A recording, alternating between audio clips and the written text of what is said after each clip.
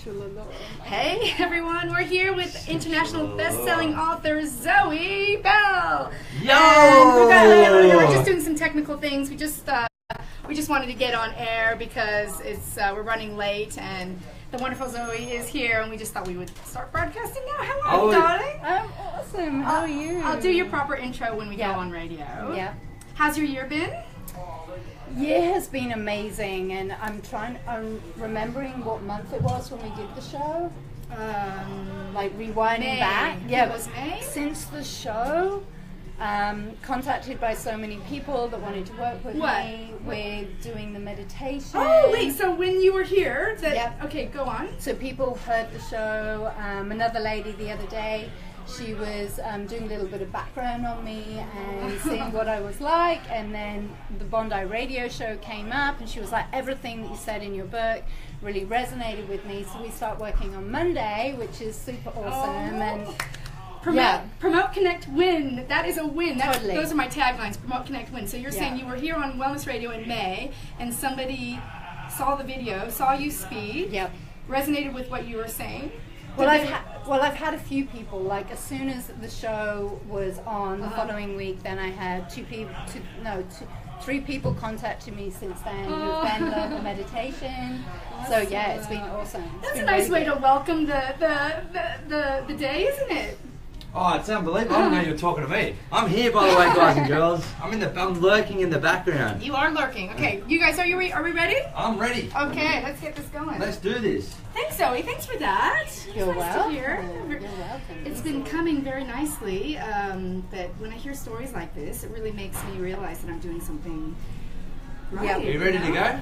Yeah, I'm ready to go, yes. 3, 2... But Liam, I feel like you're not going to be seen. Can we move over this way? I'll be fine. Yeah. Honestly. Yeah. Well, you ready to go? We'll Yeah. make it work. Always improvise, adapt, overcome. 3, 2, 1...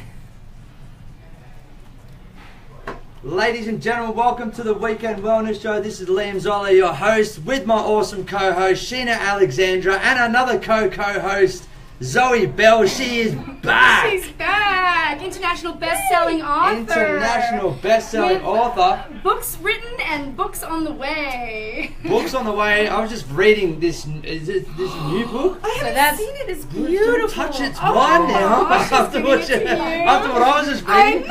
Sensual Allure. How did you say that? Sensual Allure? Is that what I was reading? Sensual Allure, there's it's called Raw, and there's 81 thought-provoking, soul-opening, heart-expanding, almost like someone described it as, it's like reaching your hand in, touching somebody else with the words, and allowing them to unravel and open. Yep. So yeah, it's sensual, sexual, some fantasy, and also as well, like, leads on from the other book. It has there's a whole chapter on trauma, from how people can really learn to break free from where they're at into where they want to be. By the way, I read your book. Last time Zoe was on, it was the Adventures of Pinky Fairway. And her book is like this big, and I read it. Well, I didn't read the whole thing. I'm still on like 653. Oh my God, what a fun story that is. So how does this differ from that? Well, even the first book is now being rewritten. I looked at the title and everything, and with anything you need to just put pen to paper, give it a go, and it's all trial and error. But looking back on it, the first book is now being rewritten because it is so big. So it's going to be written in a series. So next year there'll be 3 books out as a series, and the titles are already done, and it's exciting. So there'll be 55, 60,000 words long each book, so not too long, but yeah, making up a series which then goes deeper into, the pussy and honouring and loving ourselves. We're going right to the point. We're going straight into it. We're going straight into it. Sensual Allure, there was some seriously, it's like 50 Shades of Grey. It's more classy than that. It's more like, I find it very difficult, and you just mentioned it then, I find it very difficult to imagine the book. Like when you're reading a book, I don't have that imagination. I need to watch a movie, but even those short poems that I was just reading then, I was into it. Right. Like just, I blocked all you girls out. I don't know what you were saying before. You were setting up. Sheena was doing all sorts of things. I'm like into this sensual allure chapter. Yeah, it's Let's see the book because it's so beautiful. It's written from life experience. Some of it is fantasy.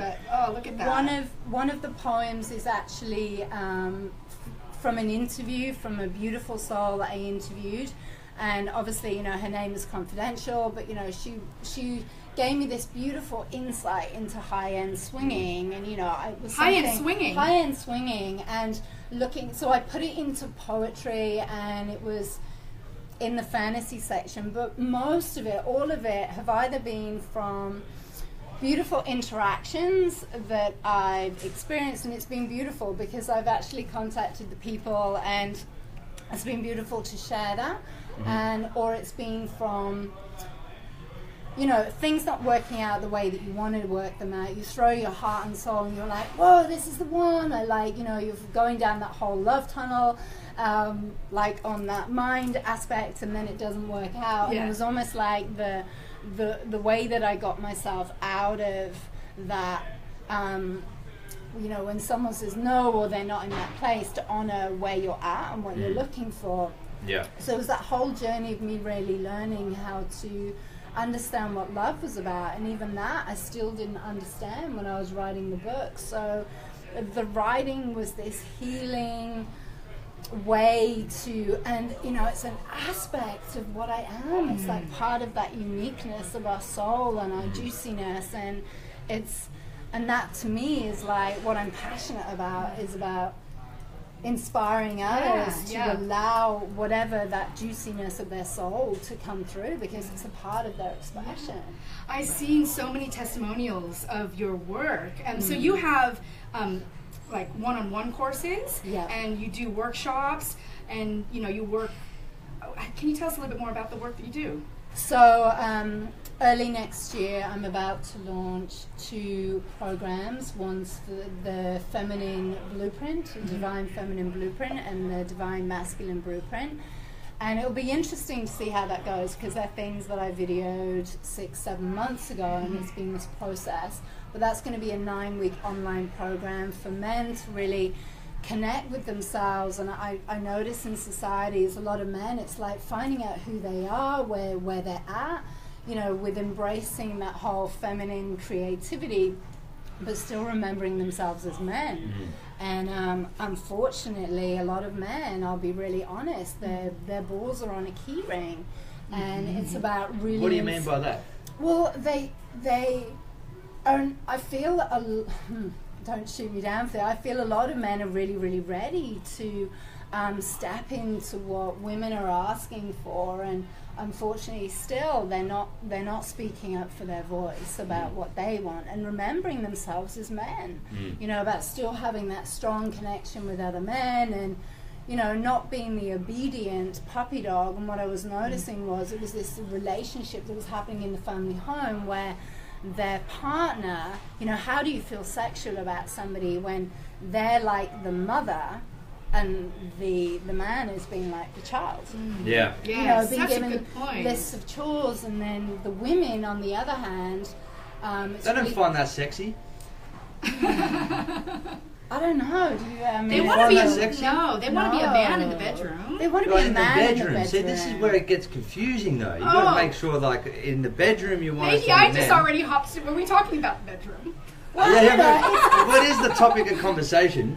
You know, it's going into that as well, but it's really about giving them the. I know it's interesting when I was videoing it, how nourishing I am with the men, where what I was seeing with a lot of women, unfortunately, because of the corporate world and the environment that they've been exposed to, and also, you know, there's no black and white, it's very grey. I mean, there's so many different aspects within that, but a lot of women have, on the exterior, become very hardened and very masculine. And I noticed even in myself, like until 7 weeks ago, I noticed that, you know, I was still like driving and fighting, and that was that real fierce, it was almost like I had too much of a masculine on the outside, so really teaching them how to tap into their softness, their vulnerability, as well as the men. And you know, that whole polarity within the body and that sense of attraction. I believe that's why people aren't attracted to one another, because the polarities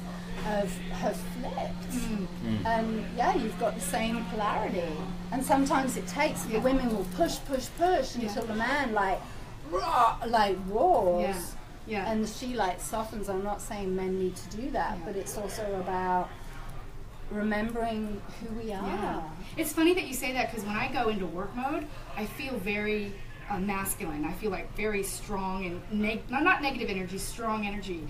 And I've had to step in front of the camera a couple of times during work where I'm supposed to be on the other side, and you can see in my face it's so different than what I look like when I'm here.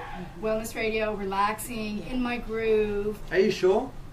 Oh, do I look aggressive right now? I'm freaked out. Didn't move. I was sitting here before the show, sitting like just puppy dog. Talk about puppy dog. Yeah, right. You are a puppy dog. Don't say that. No, I'm masculine. But just going back to what Zoe says, I do feel like you are very masculine. You're so masculine. Don't. You honor my feminine. You honor my feminine, and that's why we make such a great masculine team. energy. Back. I'm back. But we're right? both, right? Yeah. You know, it's that beautiful like push-pull and learning how to.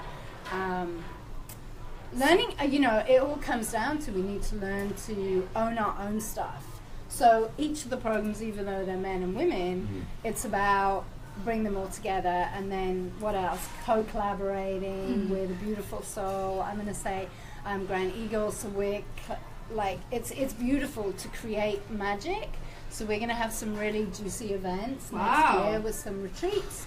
What would be happening in these juicy events? Can you give us a little insight? Before we say, I have to say, every time we've had coffee. Don't leave me in suspense. We've had coffee, and she moves me every time we meet and we connect. Whatever Zoe says, she puts me in a completely different mindset. Yeah. Or I feel like just better. Or I even called her once.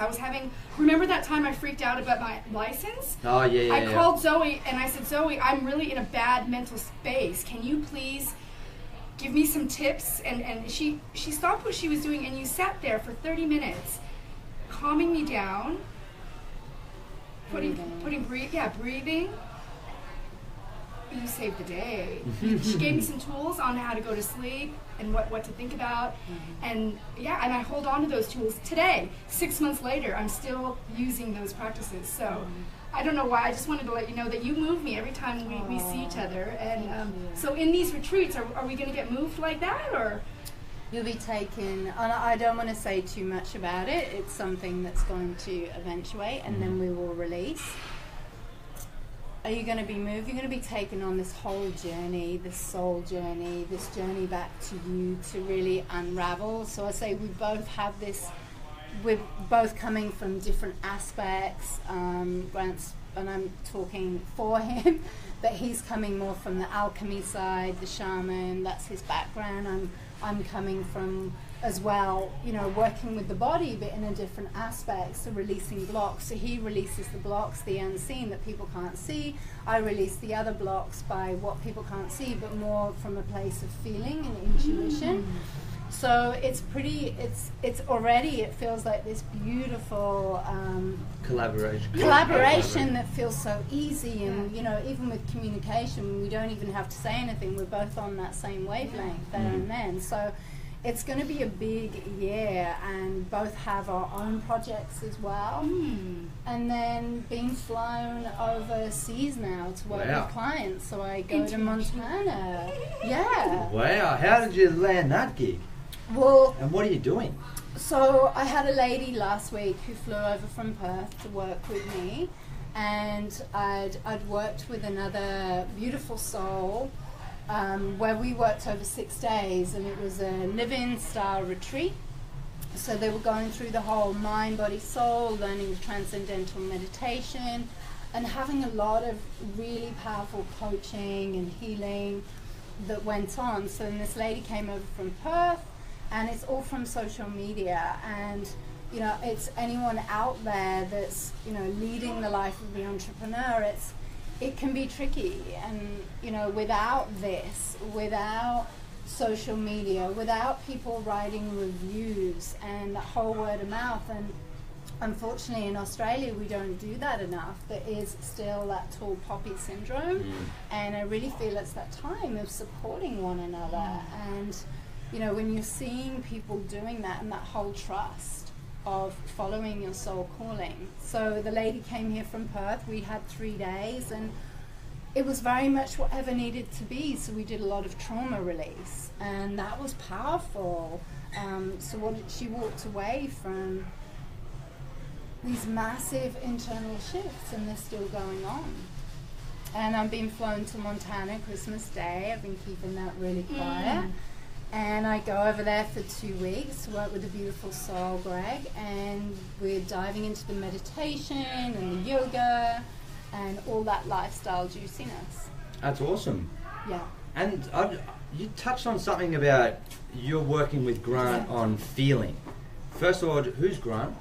So Grant Eagles is this powerful soul who he was in the corporate world. I don't want to talk too much because also needs his voice. Because I'm only working third hand. Yeah. So I will say that your explanation of Grant seems like a perfect match of you. Right. It seems like he's very masculine. I mean, I don't know anything about him, but what you explain, it seems like he's going to bring out the masculine, you're going to bring out the feminine, and together you're going to work together to... Well, that's interesting because as him and his presence seems to have more shift with the feminine, and I'm feeling my presence that I'm embodying, I will have more shift with the masculine. So it's that beautiful yin yang, and I'm planting a seed of curiosity right now, and we're in very early days of this co-creation, so I'm actually going to keep that nice and private and definitely what we're creating. But it's pretty magical and beautiful. And this box is made for secrets and secret wishes. We've said a lot of secret wishes that have come true in this box. So we're all about positive thinking and visualization, and you can't do that without speaking about it. So next year, Grant and Zoe are going to do we're running retreats. Okay, great. What I want to chat about as well, I heard this interesting video yesterday. I can't remember this guy's name. It's not going to do me justice when I don't know the guy's name. He's I think he's a physicist. Physicist? Is that the right head? Yeah, he's a studies. Yes. Yeah. Studies physics. Yeah. Quantum physics. Ooh. And he talked about the heart, and he talked about the brain. And he said that the heart emits 10 times the electrical impulse around your body than your brain. And we're relying on our brain day to day through thoughts in order to make sure that we're making decisions on a day-to-day basis. But the heart is the base of all feeling, and it's the base. It's 10 times the power that it has on the brain. So it's just interesting that we're going. We want to work on our mental state, thoughts, but we're not working on feeling. Does that make sense? Totally. And that's what it's interesting that you're going to go down that path of having a retreat, and you're working with people basing things back to getting back to feeling, getting back to listening to your heart. That's what I'm gathering anyway. It could be completely off topic, but just related back to what that physicist said to me last night. We're missing that in our life now. Yeah. We're missing that essence of feeling. We're driven by our thoughts, which is in our mind, but it's only a tenth of the power than we have on our hearts. So totally. Well done. Because, thank you. No worries. Because we're only using a small percentage of the conscious mind. Yep. And that's why you have different tools, practices like the meditation to allow the conscious mind to naturally expand. But then again, it goes even deeper than that, from the heart, the feeling. You can have thoughts, but if there's no feeling behind it, there's no juiciness. Those thoughts are just thoughts. Yeah, and most people, the thoughts that they're having with the fire and the emotion behind it are things like anger, jealousy, resentment, doubt, worry, fear. Yeah, fear. And they've forgotten, a lot of people don't know how to feel into the physical body. So you need to feel into the physical body because that's where you have to begin. It's more tangible. You can touch it, you can feel it. Yeah. Yeah, it's interesting. We need to go back to working on our intuition. Our intuition, and our inner knowing feeling. and trusting in that and that feeling, and that starts to unleash with practice. And Yeah, it's pretty amazing to see someone working that aspect of coming from that angle of seeing, and whereas mine is more, I've started using my hands more, and really, like even now as I'm talking, my hands are burning up. Like the palm of my hand is really burning up. It's getting really hot. What's going on here? We're heating up in the booth here. Yeah, so starting to use the hands more in the body. Yeah. And the other week I totally let go of everything that I'd learned and just allowed my hands to move wherever they needed to move, and it was perfect. It's mind, body, and spirit. That's what you're working on. We're too mind at the moment, I think. That's what I'm working. Mind, body, soul. So mind, it's body, that soul. whole then allows us to allow that spirit to come through. You know, it's not one or the other. We need all aspects of it. And I'm interested in the how do you say transcendental meditation. First of all, what is it, and then how do we do it? So we can help you. Well, that's what I mean. No, so what is it first? No, she's got her own Zoe Bell method, but no. So it comes from transcendental meditation. It comes from Maharishi Maharaj, and if anyone looks at India, there's many Maharishis. It's interesting now that I look at all the other practices, the Vedic, the Tantric. I'm starting to see there's an interconnectability within all of them. But basically, his teachings, it's based around mantra. So the mantra is the foundations. It basically creates a psychic vibration within the body, and it's almost like the voice in your head, always listening, always commenting. Even when you're sitting there, your mind's like thinking. It's the noise that doesn't silence. Like everyone has that. It's, you know, you can call it different things. It's our ego. It's part of our personality. Or you could say, I believe it's like our inner child. So it's that voice, and for a lot of people, that's the part that's not being nourished, it's not being honoured, and it's constantly being scolded or suppressed. So the way that the meditation works, it's like throwing a ball for a dog. Say the dog is that voice in your head, and it runs, picks up the ball, brings it back. You pick up the ball, you keep throwing it. So what you're doing is rather than that voice in your head, the voice that is always listening, always commenting, being in the driving seat, and you're feeling so out of control in your life, you then bring that voice almost into submission. So it's like breaking free of the bondage of your mind, you bring it into submission, so then you can allow the wisdom, the inner wisdom, to come through.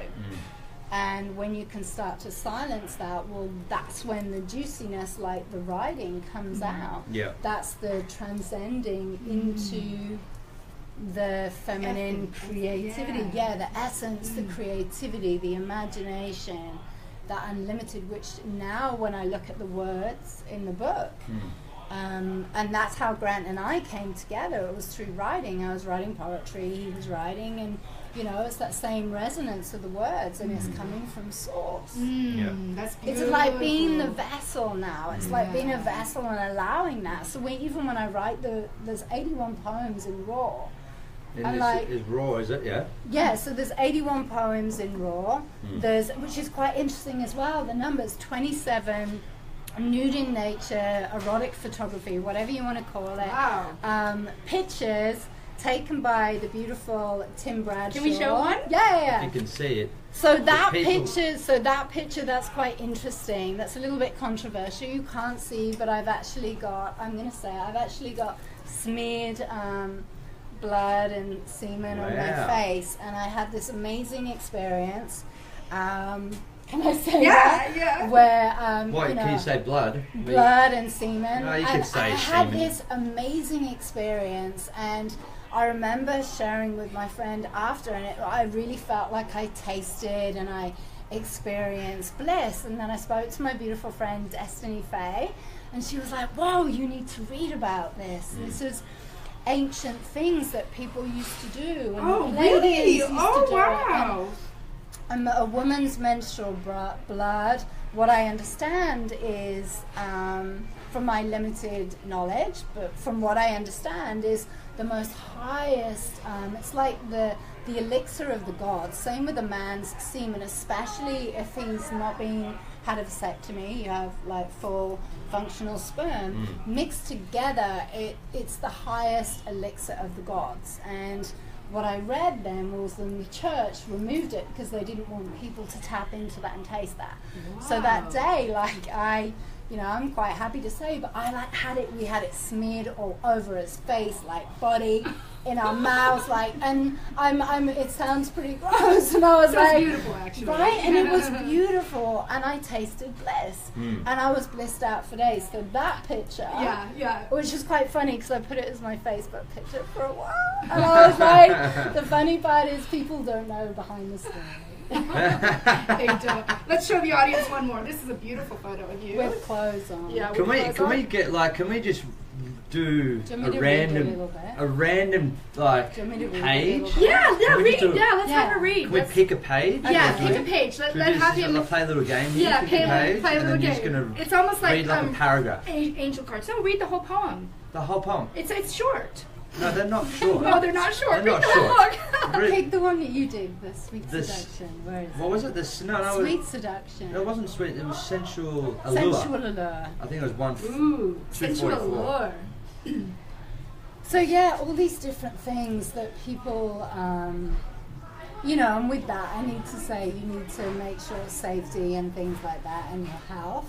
Oh, right. But it's, it was beautiful. Okay, Sensual. Okay, so we'll go for this and then maybe the first page. Okay. We'll give people a taste. We don't give people a and whole do it in a sexy voice too. Do it like you're doing it for Voice America or something. Okay. Don't give it pressure. Sensual Allure. Come closer against my skin, a breath away, almost touching, yet not quite. The anticipation of your body, the magnetic pull of your masculine allure, mysticism pulsating.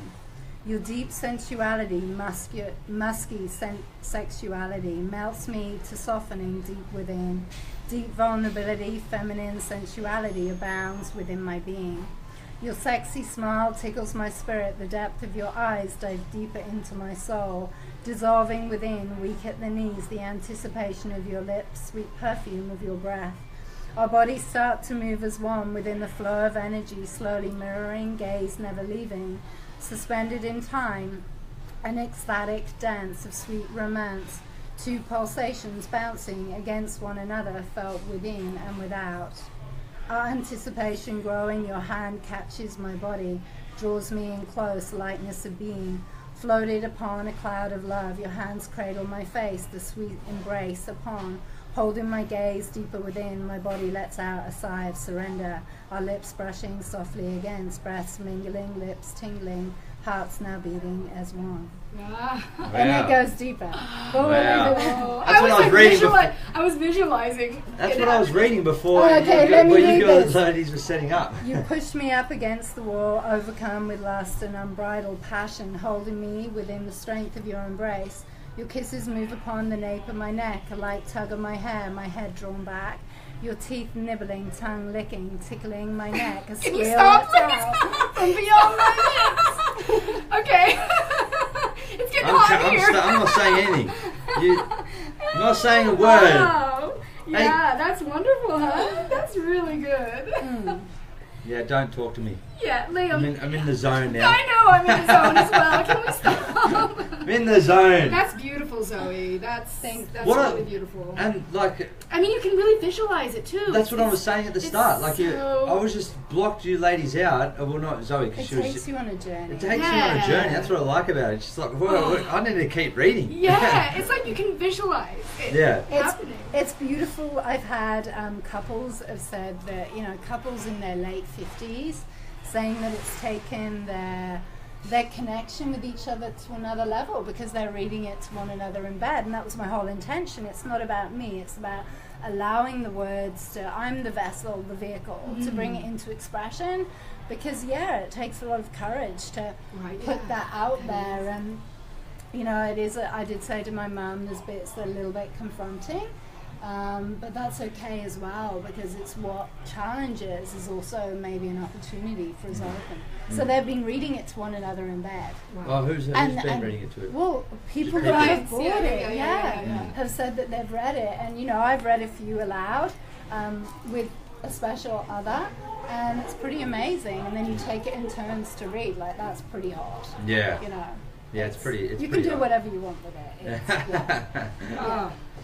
So what I found fascinating about that as well is we were talking off air about transcendental meditation, and so it's from this. This is why I've written. So how does that? Is it very linear in your approach to creativity? Like, does it mean it's a step-by-step process? Like, do you get a coffee, for example? Or no, you do meditation, then you get a coffee, and then you start writing, or is it like mid-meditation? Like, I've got a poem idea. Like, how does it work? So basically, the way because that's the foundations. Then there's the sutras and the siddhis, and there's 18 of them. So that's what does that mean? What's sutras so and siddhis? There's 18 of them. So it's almost like the.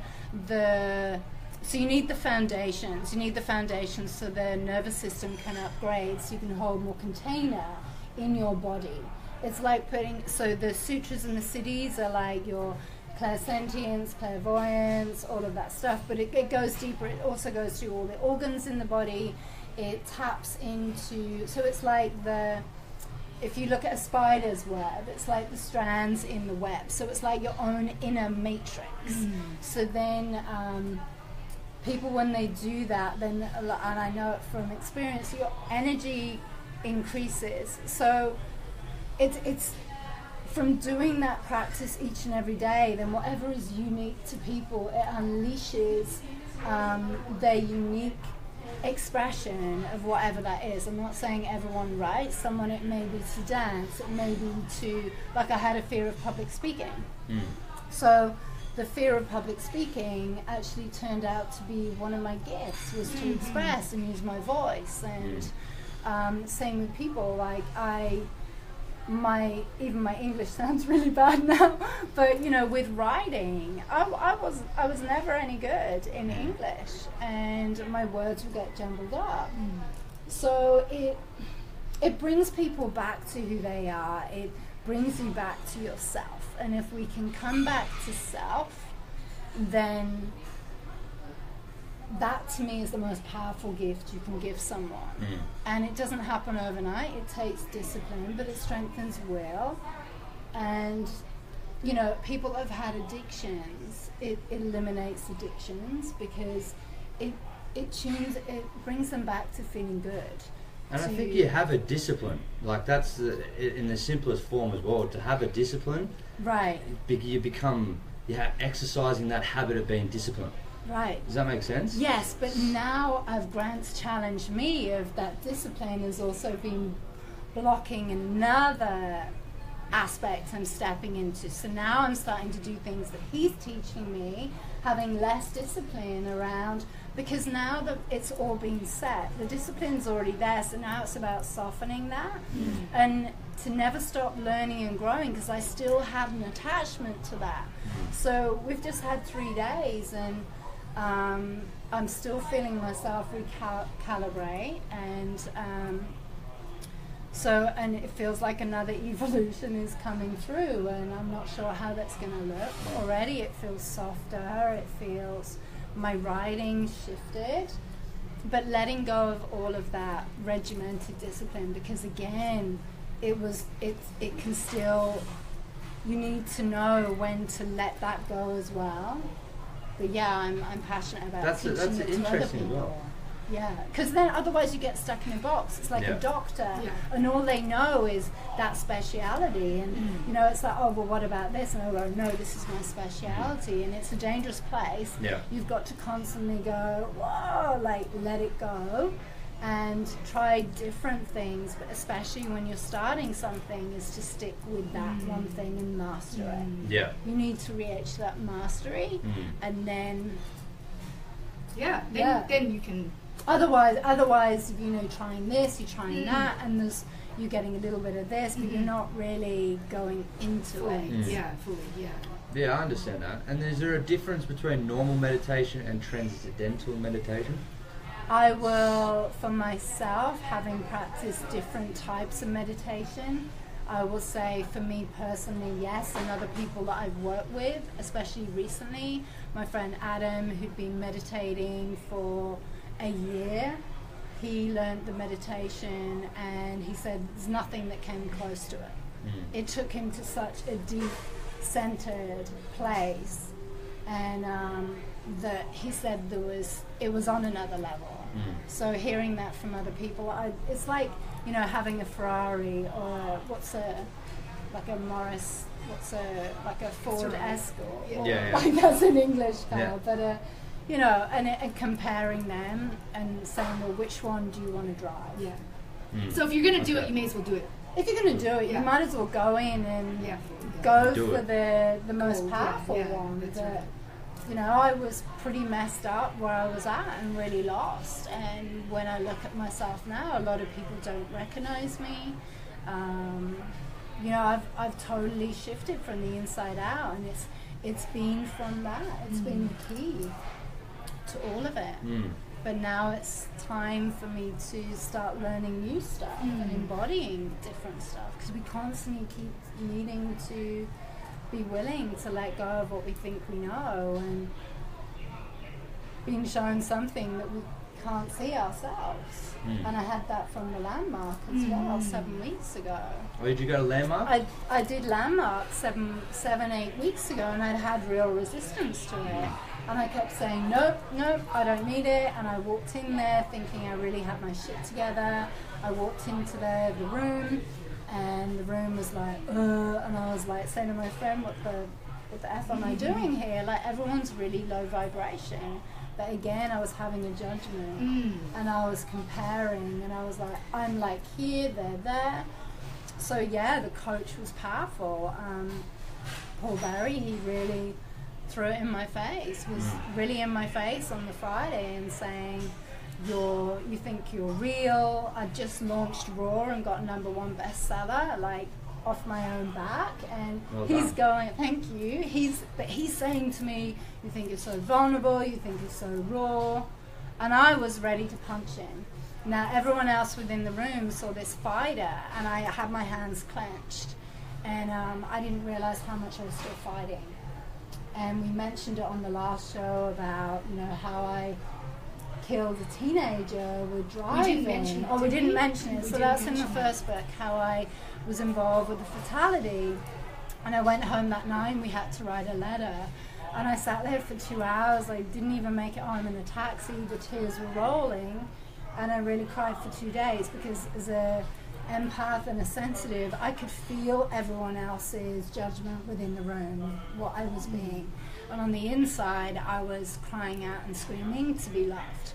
And the next day, went there and they said, who needs to share something? And I was already crying in my chair. So I got up and I stood up and I owned it. But within an hour of powerful coaching, I went from still carrying that trauma from 16 years ago, still was impacting me. We had this conversation about, I want to take it that step further, to them being very fact. I was in a car, I killed a teenager, and I killed a teenager. My dad left home. And my dad left home. Not my dad left home and he had an affair and this, like this romanticizing the story around it, which was keeping me stuck. And what everyone else saw within that room, I softened. And then I owned that it was the first time I honestly realized 7 weeks ago I'd never really experienced love. And from writing and expressing, now it was time to, and saying, yes, I'm ready to experience love, to give love and receive love on such a deeper aspect that I never knew existed. Right? Powerful. Yeah. So, yeah, it shows you the unseen. And then Grant came along, so he sees other stuff. And now I'm feeling other stuff. So, yeah, that whole heart feeling stuff, it feels true.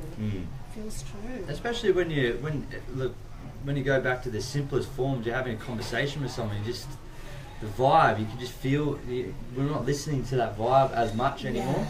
I know it's a bit, cheesy to say, but we're blocking that out. Like, even if you go for I don't know, if you're having a conversation, you're going for a job interview, whatever it may be, if it doesn't feel right, we're not listening to that. Because we're stuck in there. It's like we need the ego. Like the ego needs money. The ego needs status. Right. Ego needs to be seen. Because that's who you think you are. Exactly right. It's scary to go, here I am. Yeah, I've been posting about wellness radio and about stepping onto a path that I was so uncomfortable about. I was following my heart, not using my head anymore, going to follow my heart. Met this awesome, wonderful, beautiful Liam Zollo. Me. Yeah, you. And now everything is unfolding beautifully, and my heart is singing with laughter and love every single day. And it's like, if I would have listened to my heart a long time ago, I would have felt this happy a long time ago. And so it's just fully supporting what you just said about following your heart, not listening to your head, because the head will get in the way. And it'll think about, the ego will think about money, and will think about power, and think about survival, because it's all, it's all a human instinct. But it is, because we're protecting, and it's okay to wear a mask. It's okay to wear a mask, but then you get to the point of, well, everyone wears masks. No one is completely, like, we all have those things that are hiding away, those limiting beliefs, and they're always going to be there. It's and just that's amazing. Okay too. I just find it amazing how you don't write a book. You take it to another level and write poetry, and that in itself, writing's a skill, but then you have to do poetry on top of that. Poetry's quite difficult. I've felt like I've got a poem. Yeah, read it. Shall I read the poem? Read it, yes, you guys please. talk. I'll see if I can dig it up. So let's talk about the third. The third book. Do you want to talk about the third book? Well, the thing is, not only does she write beautiful poems, but she writes a lot of beautiful poems. So it's not just one. It's 81. It's almost like you've become a singer almost, because when you sing it, or when you say it, you're almost singing it. You're almost rapping it almost. The rape one was in the rap. Yeah. What? The rape one? The to be free was into a rap. Yeah. It feels really good when you're saying it like that. Like, instead of saying it like a poem, saying it like a rap, it feels really different. And will you ever do anything with your voice? Because you've got a beautiful voice. Yeah. I would love to put this into. I don't want to send it to somebody and their voice to be behind it.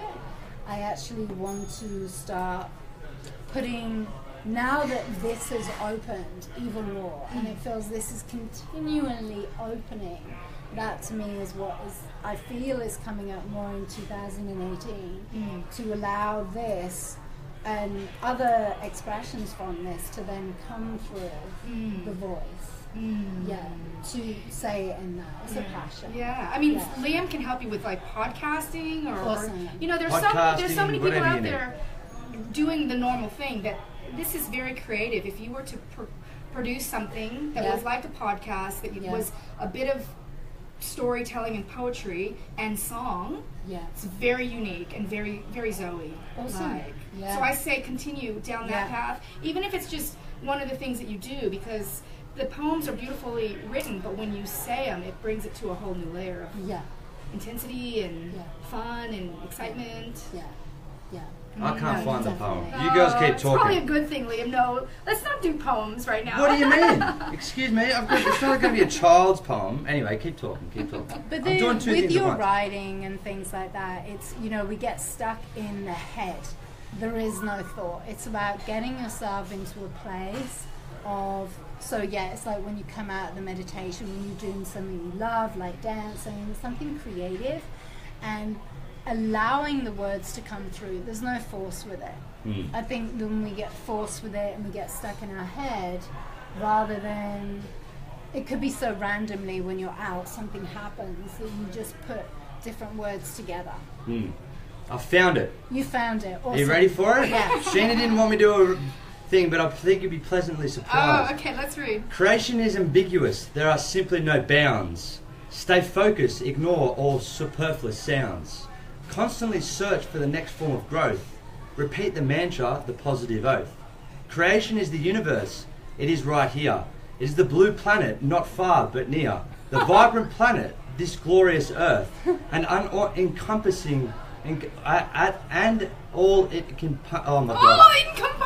Oh my God! And all it encompasses, continual birth. Follow the light. Set your back to the dark. Your butt. Set your butt back. Your butt back. What happened to tall poppy syndrome, little girls? Sorry, folks. You can inspire others. You can leave your mark. Anyway, I'm just so jealous. I want you to stop because you know what? Awesome. I really love the rhythm of that. I mean, you should turn that into like a podcast. I was freaking out reading that. Read it again. Let's just read it one more time. I don't know. I just find it like. Do you want me to read it? I'll read you it. read it. Maybe Zoe read it in her sensual voice. Yeah, with her sensual voice. All right, you read it. Beautiful. It's very difficult to read your own. You know. It was beautiful. I loved it. I thought it was. I liked the blue planet part. Yeah. A poem by Liam Zollo. There you go. Creation is ambiguous. Creation is ambiguous. There are simply no bounds. Stay focused. Ignore all superfluous sounds. Constantly search for the next form of growth. Repeat the mantra, the positive oath. Creation is the universe. It is right here. It is the blue planet, not far but near. This vibrant planet, this glorious earth, and all encompasses continual birth. Follow the light, set back to the dark. You can inspire others. You can leave your mark. There you go. Oh, that's beautiful. I got Liam, help. that is. Oh, you shouldn't have said that. No, there was things where like words like. That needed to be changed and around. like that word that you couldn't say? I couldn't say it. Inconspicuous? Yeah. Inconspicuous, superfluous. It's difficult to write poems like that. It's better though because you don't need grammar. Like you can get away with. You can be a little bit of a wild card. You don't need because my grammar. I'll be real. Like the first book is terrible. There's so much grammatical errors within there, and that's also why I'm rewriting it into, and the title is very juicy as well. Yeah. Yeah. I'm excited. Yeah, I have to say, with that example of you reading the poem, I have to say you do have a beautiful voice. Thank you. You do. And she's really made that sound really good. Yeah. So you have to continue with using your voice. I am. Yeah. Because I mean, I didn't know before if that was going to work, but you turned a real messy thing into a beautiful poem. No, you were nervous. It's very nervous, you know. On the air, it's outside your comfort zone. It's part of your expression. Exactly right. I thought it was never writing a poem ever bloody again. I think it's beautiful. It's a beautiful creation. No, it's look. In all honesty, I know I'm joking around here. It's very challenging. Yeah. It can be challenging to express your creativity through poems. Yeah, and that's what I was trying to say to you. I actually started writing poems when we were in Guatemala. Me and a friend of mine, he was always texting on the phone. It's in my book. It's actually before that. Yeah. And he said, and he's always texting on the bus, like going from one part of Guatemala to another. And I'm like, this douchebag just not even talking to me, just texting. Was he texting his missus? Like, just having that judgment, the ego, like, what the hell is he texting all the time? He said sending love letters. Sending love? No, he was actually writing poems. Yeah. And he didn't want to open up to me about him writing poems. We're quite like, you know, maybe we are in the Australia tall poppy syndrome. I would have just given him grief. Like poems, I actually did when he told me. He told me over a few beers. He goes, "I've been writing poems." I'm like, poems? I think you're texting your girlfriend. You know, like. Because how are we going to text our girlfriends when we're in the middle of a car in Guatemala, in the middle of bushland? So I started writing poems. I'm like, I'll try that. And then and that's what came out of it. It's perfect though, because that's the inspiration behind Raw. Even though it's the key to open a woman's heart, I notice like a lot of guys love to write poetry, but they're not writing it because... Why? You know, maybe when they were younger, they had the belief, that, it was a little bit sissy or whatever it was. But I found I would read something, it was like this street rap, then guys would write back, and then it was just this amazing. And I noticed when they wrote the poetry and I read it, my heart started opening. So I was like, that is the key to the women opening the hearts, even though it's not... it's not a whole feminine book or anything like that. It's more about embracing the feminine and opening the doorway so more men can express. They're the ones that open the women's hearts. Or men, well, it's not gender specific here. And when we're talking about masculinity and femininity, yeah, I'm getting my words mixed up right now. Maybe masculine and feminine. There we go, masculine and feminine. If we're talking about this, it's a situation analysis. Do you find? Yeah. Like we were talking before, and Sheena even mentioned as a joke that we're talking about masculine in the bedroom or in just general, you know, like masculine and feminine. So in certain situations, is it good to open up, you know, the feminine side if you're a male, and is it better for a female to open up a masculine side in certain situations, and is it better to, you know, be more masculine in certain areas and then the female being certain back to feminine in certain areas? I know it's complicated to say. What I'm trying to say is, if we're going to go if we're walking outside the bedroom, we're going doing shopping, and then my girlfriend starts bossing me around, that's her time to be masculine. Yeah. Is it like, that's what I'm saying, and then is it my time to just, you know, not be how do you know when not to be a puppy dog then? I think people have got really confused with the whole masculine feminine thing. I mean, that's the surface level, you know. It's like people are like, well, what am I meant to be? Society wants me to be that, but I'm that. I think, you know, at the end of the day, we need to come back to what we are, what our core is. We all are so different. We all are different. Like, there's so many different variations of men. Some are more masculine, some are more feminine. So they're going to attract the right partner to match it, and that's on the surface level. If you really look at the energy, like, because we're magnetic, so we're magnetic in nature. We have the electrical charge, which is the masculine, and we have the feminine, which is the magnetic charge. Like, that is constantly going through our body. So whatever we're putting out is what we're going to attract, and that's why people get into fights and everything, because the charge is repelling. It's not so right. So the feminine energy, if you think of it more like we're the masculine, the feminine is more about that state of beingness, that imagination, the creativity, where we were when we were 5 and 6, unlimited potentiality.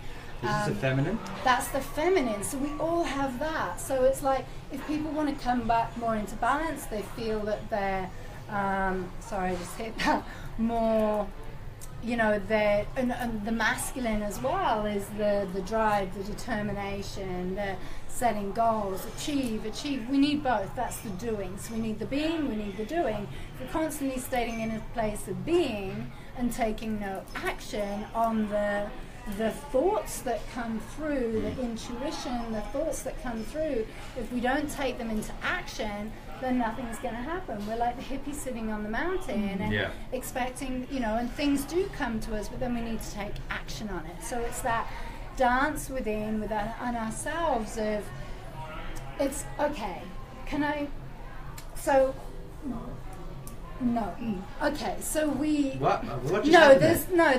there's different things that happen. So say like a few days ago I had this interaction and I felt resistance with somebody, and I felt that they're pushing up against, and there was some other stuff going on. Now, whereas beforehand I would have made it about them and going, what's wrong with them, why don't they like me? What it did was it came up something deep within myself of those beliefs that we all have. I'm not worthy, I'm not good enough. So constantly having to prove ourselves to be something. I don't know where I'm going with this, but I came up against this resistance, but what it showed me is what I wasn't honoring and what I wasn't nourishing on a deep level. It was also giving me a message that my boundaries were being really pushed. So rather than fighting that, which most people do, it's like, what's wrong with you, and why didn't you do that, why didn't you do this, when it's never about the other person. It all comes back to ourselves and whatever we're putting out. I retreated. I sat in a room with my beautiful friend. We sat there, forehead to forehead, nose to nose, and we just sat there in my space and breathed. And I got to cry, and I got to release, and I got to let it out, and I got to own it. And then I shifted into, you know, they're this, the other person's being jealous, they're blah, blah, blah, all this other story with it. But I allowed that to come out without that charge. We went out, we connected in nature, we got out, we changed the place where we were in so I could, because then I was really feeling in protection. My inner child was feeling really challenged, and it needed nourishing. It also needed to be honored, because what I was feeling was my intuition of, you know what, this isn't cool. But then again, when it tied down, there was an opportunity where then I stepped into my authenticity and really owned with how I felt with that person. So within the evening, I then pulled them aside, and it's that tricky thing, how are people going to receive that? So I really owned with him with his behavior and stuff that he did, and then how that made me feel. And it's not about you did this and you're being this and you're this. No, it was like, this is how this made me feel, and it highlighted this within myself to really come back and nourish that and own that and honor that. And communicate that too. And communicate that and open the doorway to them. So then it gives them a new possibility about maybe them. They can't see what they can't see, but we can see it. Everyone can see the stuff that you're playing out, and then when they show it to you, we don't want to see it. But it's like that, the masculine, the feminine. It's like. So you're saying the roles that we step into. I think it's learning how to move the energy. And when someone's pushing against, you don't push back. You soften. That's right. Right. You don't become the doormat.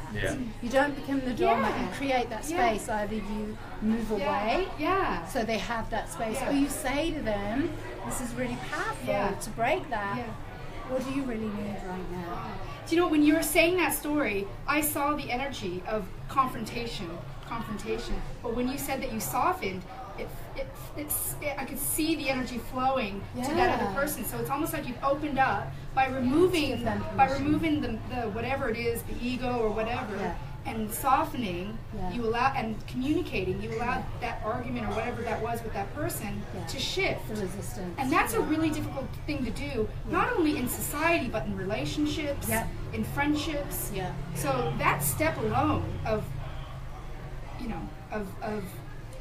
I guess honoring the fact that you got into an argument or whatever it was with this person. It's hard to do. There was no argument. It was a question of I was sitting there in an environment, and this person walks in with somebody else, and everyone else is introduced. Hi, and I was completely blanked. And then my friend came back in, and he introduced me, and then and it just really cut me. And it was that not being acknowledged, not being seen, not being heard. And we all have things. We all. It's still going to be there. It's still that what we've learned, the way that we've seen the world, and that leads me on to the inner child. We all have that part of the inner child that constantly needs nourishing and loving, and everyone has it, and that's their reaction that they're playing out, but they're unconscious of it. And you can't fight it, you can't resist it, you can make it wrong, you can push it away, but then that's not love and compassion. Like, love and compassion is about seeing yourself within the other, and that takes courage. So when you're in your relationship and setting boundaries, if someone says, hey, like, that's not cool. Like, what is going on? What do you really need right now? What do you really need right now? And they're still in reaction. It's like, what do you need right now? Because most people don't know. They like the fight. They like the drama. They like the noise because they get that masculine charge. So how do you give them, like, if there's masculine and feminine, then I feel like you were talking from a point of view that the feminine side, like the little bit more nurturing and what do you need right now. But if what if you're in that other space? Flip it around then. What if you're in that masculine, like, I think time and space and patience. Just understand and just, is it better just to come back then? Like, if we're in that fight, if we're fighting right now, and then you're saying, what do you need right now? And I'm going off. So it's like, you just got to understand that we've got to step away. You come back to self. You always come back to self. You step away. You when someone's really in that place of reaction and they're not ready, your words. So if I'd have gone into retaliation with this person, then they wouldn't have heard, because they're in their defense mode. Right, they're in that defense mode, and we all do that. So blind with rage. just, like, what's wrong with that? Like, you don't have to. You say, right, I'll see you soon. I'm going off. You stand up. You walk away. You don't have to buy into the argument. You have a right to be quiet. That is their BS. That is their stuff. That is their doo-doo. That is their blah. You do not have to buy in it. You don't need to be a doormat. And that's really strong for men. A lot of men are constantly wanting to fix, wanting to change, to make it right. What if that was to allow that person to get their own reflection in some stillness and space, where you then take the charge away, and you're like, I'm not entertaining this. Yeah, I like it. It's because they're stuck in that place of it's nonsense. They're like in a state of nonsense because it's making no sense. They've gone into reaction. When they are in reaction and the amygdala in the brain has kicked in, then if they're willing to get them to come into child's pose, it automatically flips that area in the brain. And then it's like, and then when you can have that clarity with each other, then sit down and bring it up, but never go like, you did this, you did that, the blame, the shame, the guilt. So it's going to keep going round again. It's like, okay, and holding space, being present with each other when they're talking, listening, not interrupting, and when they're finished, jump in. Right? And them learning to listen, because guaranteed if they're stuck in that reaction, they're not going to want to listen. They're not going to want to hear it. And that's their choice. Very powerful. Yes. We talk all day. Yes, we can talk all day. Zoe, thank you so much for coming in again. Can we hear one more time, where can we get a copy of Raw, and where can we get in touch with you and next year's plans? How are we getting in touch? So the website is live now. There's still a few little adjustments to be made, which should be made within the next few weeks, but the website's live. So it's Zoe, Zoe Bell, BELL.com. So Awesome. you can And then get you hold can of me connect there. on Facebook. Connect with me there on Facebook. Yeah. There's 2 pages, the personal and there's a public profile. And just follow. I'd love to see where you're at. Thank you. Thank you so much. Thank you so much. We love bringing Zoe Bell in. I can't wait for the next one. Thank you. Thank you very much. What we got, guys? Keep writing.